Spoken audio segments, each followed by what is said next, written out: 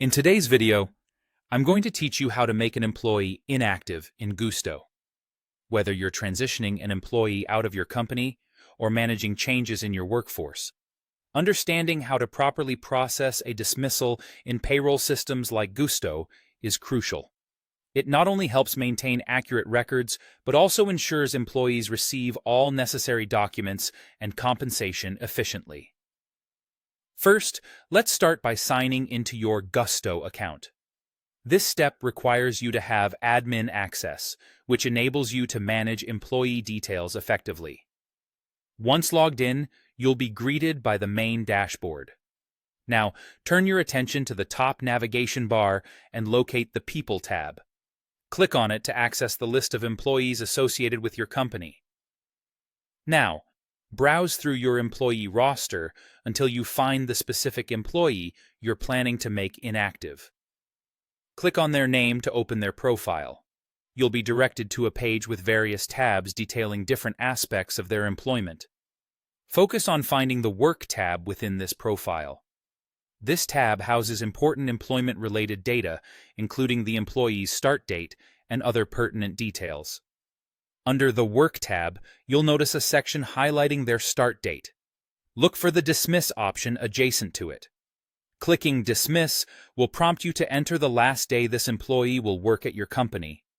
You also need to select a reason for their dismissal, which might range from voluntary resignation to termination. Each option helps in keeping records clean for HR purposes down the line. Additionally, before finalizing this step, Gusto provides an option to enter a personal email for the employee. This is particularly helpful if they need to access their W-2s or other tax documents after they've left the company. Even though it's optional, adding a personal email can streamline their access to important forms in the future.